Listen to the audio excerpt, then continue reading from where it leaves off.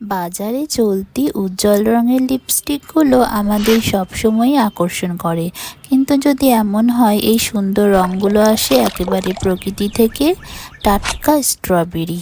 প্রকৃতির দেওয়া এই চমৎকার ফলটি আজ আমাদের লিপস্টিকের প্রধান উপাদান।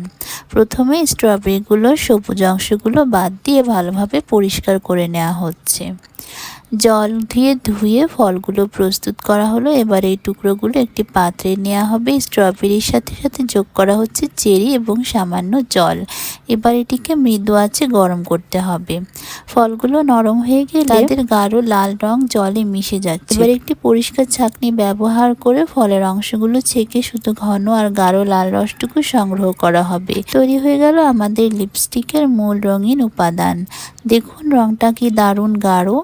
শুকিয়ে যাওয়া এই উপাদানটিকে এবার হামানদিস্তায় খুব মিহি গুঁড়ো করে নিতে হবে। এটি হলো প্রাকৃতিক রং। এটিকে ছেঁকে আরও মসৃণ করে নেওয়া হচ্ছে। যত মিহি হবে লিপস্টিক তত নিখুঁত হবে।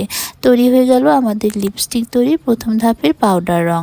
এবার লিপস্টিকের ভিত্তি তৈরির পালা। চামেলি তেল, জোজোবা অয়েল, নারকেল তেল এবং মোম মেশানো হচ্ছে।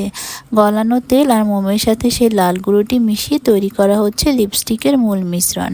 আরও যোগ করা হচ্ছে ভিটামিন ই তেল এবং গোলাপের সুগন্ধি তেল।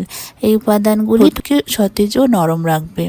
উষ্ণ মিশ্রণটি এবার একটি লিপস্টিকের ছাঁচে ঢেলে দেওয়া হলো।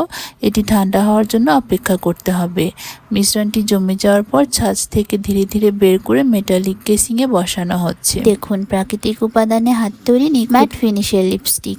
এবার পরীক্ষা করার পালা। ঠোঁটে এই লিপস্টিক লাগালে ঠোঁট থাকবে নরম আর সুন্দর। আপনার মেকআপ ব্যাগে একটি প্রাকৃতিক বিষমুক্ত বিকল্প।